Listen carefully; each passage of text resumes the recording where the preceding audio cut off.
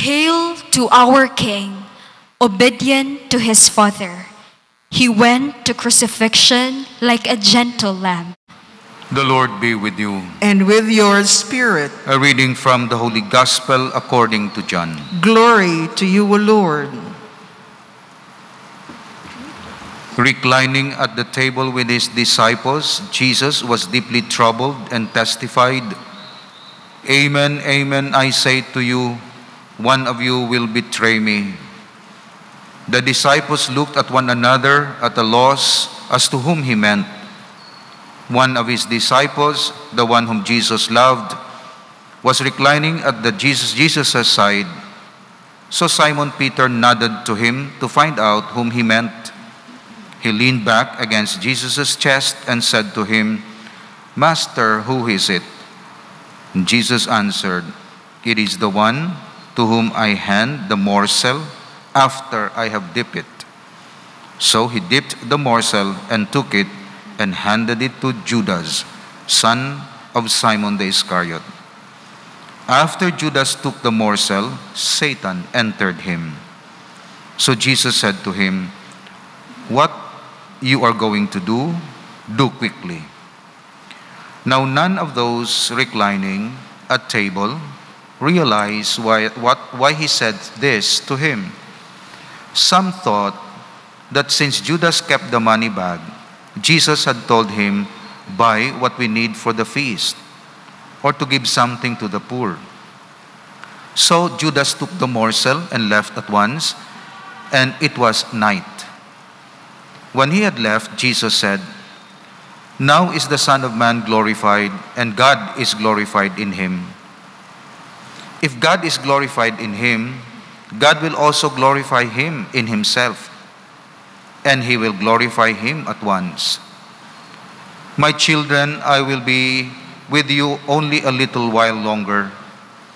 You will look for me, and as I told the Jews, where I go, you cannot come.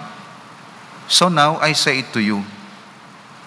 Simon Peter said to him, "Master, where you are going?"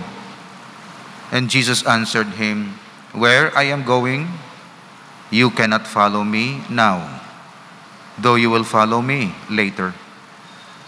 Peter said to him, "Master, why can I not follow you now?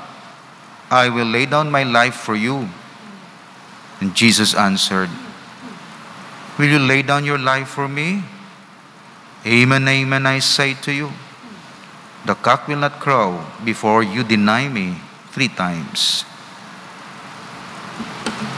The Gospel of the Lord. Praise to you, Lord Jesus Christ.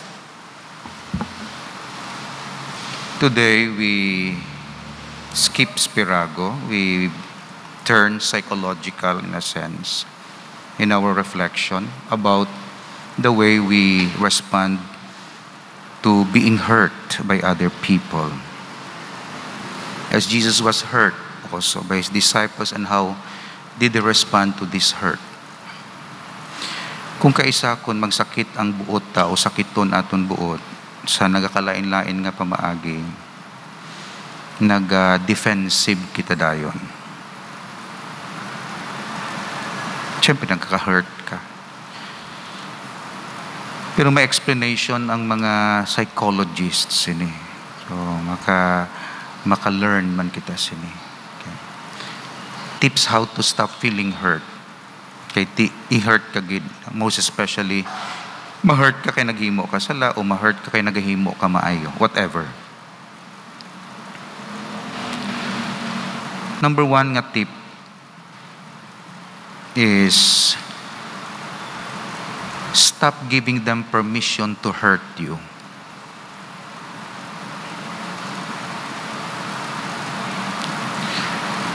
Remember that hurt people.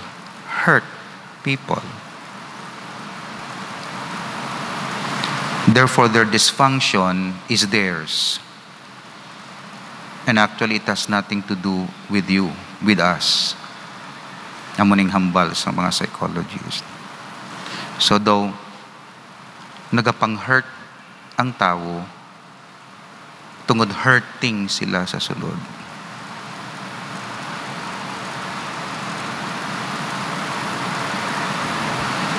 When another person makes you suffer,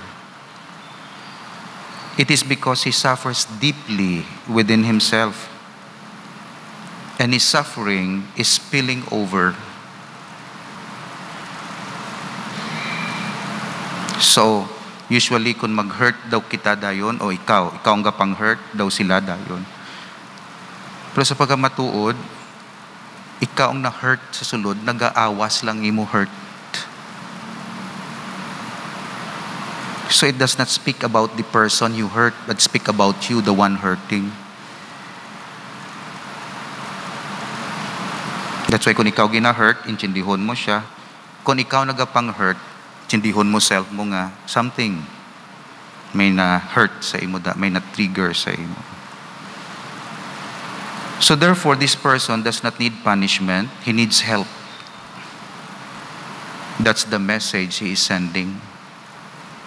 That's why si Jesus, bisan ano ka-hurt sa iya, klaro sa iya nga, hindi, it's not about me. It's about them.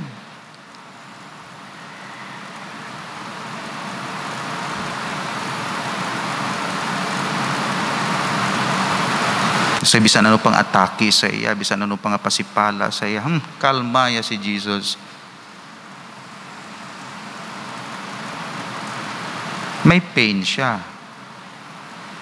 Pero kabalo siya mag-handle. Kay strong ang siya. Yan, hindi ni akon, ikamo. That's why abi nila, ginadjudge nila si Christ. Pero actually, si Christ ga-judge sa ila. Kung ano sa ila sa sulod. Abi nila, ginalansang nila si Christ sa pagkamatuod. Ginalansang nila ila ko galingon.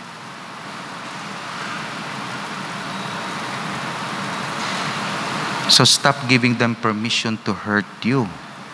Of course, sa dimension natin, we reflect also. Kung ikaw gina-hurt ha, pero balis karon mo, ikaw gapang hurt, di ma-reflect ka man, ay tuod no? Digid man niya nga sa iya, gidya objectively, kundi sa akon gali. Sa akon gali ang kakulangan, ng awas lang. Kung may malain ako nga tinaga gali, diri gali nagahalin, wala gahalin sa ila. Diri ang source. Kung ikaw naman gina-hurt, tindihon mo, stop giving them permission to hurt you. Kung buksan mo ang pertahan, kay ang nab sa sulod, makasulod ang hurt. Pero kung saraduhan mo man, hindi siya kasulod.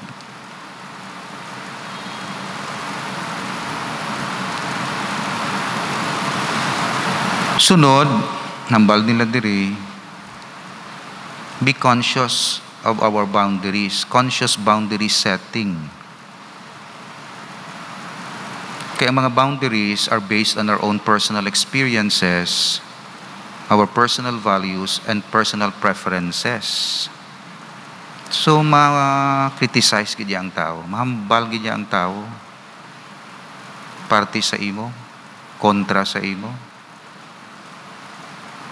Di ma-hurt kasi na. Pero kinanglan may boundary, kita kung nga klaro ang conscious boundary setting. To be okay of them not liking us. Of course, lain-lain mga personality natin, paano natin i-handle, no? Di na kuya eksperto dira. Daw guidelines lang ni. Okay? Nga, sige lang, kung hindi man sila namian niya sa imo, sa akon, okay, it's okay. It's okay of them not liking us. Kung i-push mo gid, di ma-hurt ka nga ma-hurt deeply. So, amo na. Sundon naton si Jesus, pangayuan naton sa Holy Spirit. Ikaw, ako, paano natin i-handle ang aton passion days, meaning suffering days, most especially when hurt comes from other people. Kagamoy ni ang psychological tips. Lain man ang spiritual, ga-complement diri. Okay? Pero psychological tips, that's why I said, subong hindi kita mag-spirago, kundi ma-psychological kita. Kabalang ko, expert ka mo di sa psychology, may mga professors diri. Just a reflection kung paano natin ma-deflect kag ma-objectify ang sitwasyon. So, stop giving them permission to hurt you. Of course, acknowledge ang sins mo, pero don't allow them. Remember that hurt people. Remember that hurt people are hurting people. So we pray for them. We do not condemn them. We help them. And then, be conscious of our boundary, conscious boundary making. Meaning, kutob lang siya dira, kutob man lang ko diri. Lain man niya preferences, lain man niya values, level of maturity, lain man akon. Nga impose ko ginang akon. It's okay. Kung hindi siya maluyag sa akon, naway ako nanamian, naway namian sa akon, it's okay. Sige lang, kaya mo nang iyaya. Basta nahimo na naton tanan, nahimo na naton. Okay. It's okay that people don't like us. Okay. No problem. Kung mabaton mo ina, naga-resolve da yung pila ka porsyento ang imo hurt.